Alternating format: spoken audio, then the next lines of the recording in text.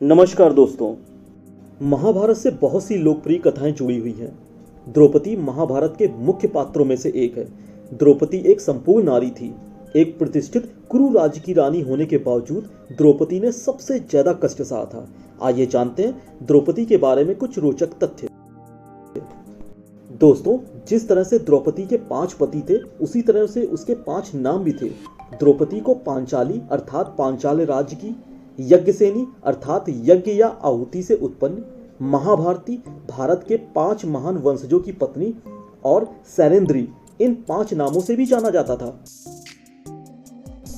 दोस्तों, द्रौपदी महाकाली की अवतार थी। वह भगवान कृष्ण की सहायता के लिए पैदा हुई थी ताकि वह सभी अभिमानी राजाओं को नष्ट कर सके। द्रौपदी को 5 पति भगवान शिव के वरदान से मिले थे। वह अपने पिछले जन्म में 14 गुणों वाला पति चाहती थी। एक व्यक्ति में 14 गुण होने असंभव थे, इसलिए भगवान शिव ने उन्हें 5 व्यक्तियों की पत्नी बनने का वरदान दिया और कहा कि उसके अगले जन्म में उसे ये 14 गुण इन 5 पतियों में मिलेंगे। दोस्तों, द्रौपदी ने एक बार कुत्तों को भी श्राप दिया था। पांडवों से विवाह के बाद वे सभी इस बात पर सहमत हुए कि एक समय में केवल एक भाई ही द्रौपदी के कक्ष में जा सकेगा, अन्य और कोई नहीं जा सकेगा, और जो भी जाएगा वह अपने जूते दरवाजे पर रख देगा। जूतों से यह पता रहेगा कि कक्ष में पहले से कोई व्यक्ति है। एक दिन युधिष्ठिर द्रौपदी के साथ कक्ष में थे, तभी एक कुत्ता दरवाजे के बाहर से उनके जूते चुरा ले गया। इस बात से अनजान अर्जुन कक्ष में प्रवेश कर गए और उन्होंने युधिष्ठिर को द्रौपदी के साथ देख लिया।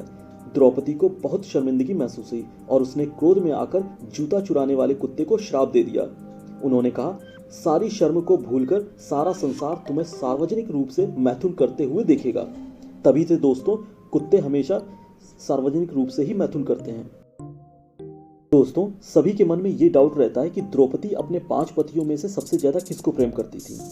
द्रौपदी 5 पतियों में से सबसे ज्यादा अर्जुन को प्रेम करती थी, बट अर्जुन कृष्ण की बहन सुभद्रा से अधिक प्यार करते थे। 5 में से महाबली भीम द्रौपदी से सबसे अधिक प्रेम करते। दोस्तों, चीरहरण के समय ऋषि दुर्वासा के एक वरदान ने द्रौपदी की रक्षा की थी। एक बार की बात है, एक बार गंगा में स्नान करते वक्त ऋषि दुर्वासा की लंगोटी गंगा में बह गई थी। तब द्रौपदी ने अपने वस्त्र का एक कपड़ा फाड़कर उन्हें ढकने के लिए दिया था। इसीलिए ऋषि ने उन्हें कपड़े की एक ना अंत होने वाली पट्टी का वरदान दिया था। जब दुशासन ने द्रौपदी का चीरहरण किया था, उसी वरदान ने द्रौपदी की रक्षा की थी। दोस्तों, द्रौपदी ने 5 पांडवों की पत्नी बनने के बाद यह शर्त रखी थी कि वह अपना राज्य किसी अन्य स्त्री के साथ नहीं बांटेगी। पांडव अपनी अन्य पत्नियों को इंद्रप्रस्थ नहीं ला सकते थे, लेकिन अर्जुन कृष्ण जी की सलाह पर अपनी पत्नी सुभद्रा को वहां लाने में सफल हुए थे। द्रौपदी के पिता तथा पांचाल के राजा द्रुपद ने द्रौपदी का निर्माण केवल एक ही उद्देश्य से किया था, कुरु राजवंश को नष्ट करने के उद्देश्य से। ऐसा इसलिए किया था क्योंकि कुरु राजवंश ने आचार्य द्रोणाचार्य को संरक्षण दिया था, जिन्होंने अपने शिष्यों पांडवों और कौरवों की सहायता से पांचाल पर विजय प्राप्त की थी तथा पांचाल का विभाजन किया था। अतः द्रौपदी एक वयस्क के रूप में उत्पन्न हुई थी, जिसे ना तो बचपन मिला न पालन पोषण हुआ।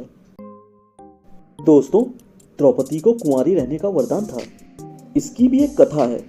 द्रौपदी दूसरे पति के पास जाने से पहले पुनः कौमार्य और शुद्धता प्राप्त करने के लिए आग पर चलती थी। ऐसे नियम बहुविवाही पतियों के समक्ष कभी नहीं रखे गए थे।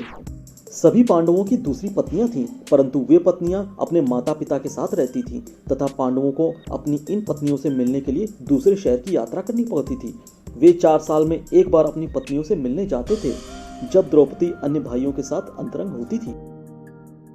द्रौपदी हमेशा ही भगवान कृष्ण को अपना सखा मानती थी तथा कृष्ण भी उसे सखी कहकर बुलाते थे। यह द्रौपदी और कृष्ण के बीच आध्यात्मिक प्रेम को दर्शाता है।